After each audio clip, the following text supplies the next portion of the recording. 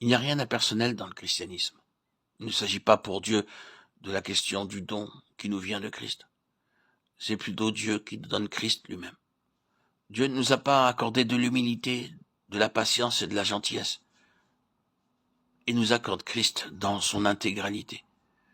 C'est Christ qui devient notre humilité, notre patience et notre amabilité. C'est Christ, le Seigneur vivant. Voilà le véritable christianisme. Veuillez observer qu'il n'y a rien d'impersonnel dans le christianisme. Vous n'y trouverez pas des éléments impersonnels. Chaque aspect du christianisme est contenu dans une personne qui est Christ. Pour l'exprimer d'une autre manière, notre patience n'est pas une chose, c'est une personne. Notre sanctification n'est pas une expérience, mais un homme. Notre justification n'est pas une chose, c'est quelqu'un. Notre justice n'est pas une façon d'être, elle est un être.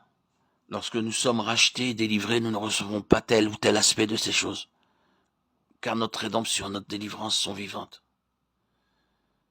Notre patience, notre humilité, notre gentillesse ou notre amour ou toute autre vertu ne sont pas des choses, mais le Seigneur lui-même. Le christianisme est vraiment cela. Dans la vie des croyants aujourd'hui, Christ est déjà tout, et il n'est pas nécessaire de l'espérer pour un futur lointain. Certains pourront se demander comment nous pouvons affirmer que Christ est tout. Permettez-moi de vous dire que si vous connaissez réellement le christianisme vivant, vous n'aurez aucune difficulté pour reconnaître que Christ est tout. Non pas qu'il donne tout, mais qu'il est tout.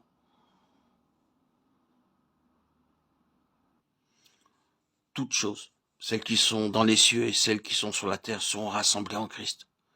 En ce jour-là, cette parole de Dieu qui déclare que Christ est tout s'accomplira.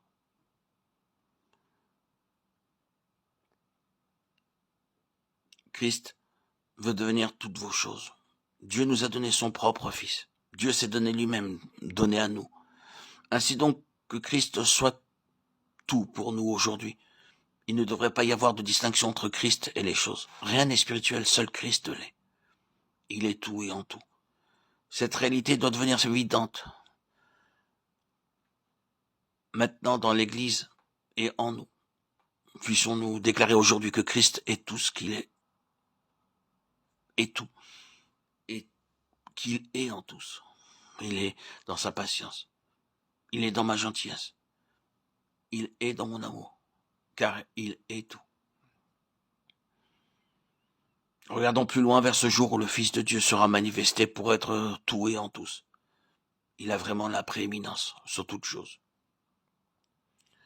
C'est pourquoi nous savons que les leçons que nous apprenons aujourd'hui sont en vue de ce jour-là. Que Dieu nous bénisse.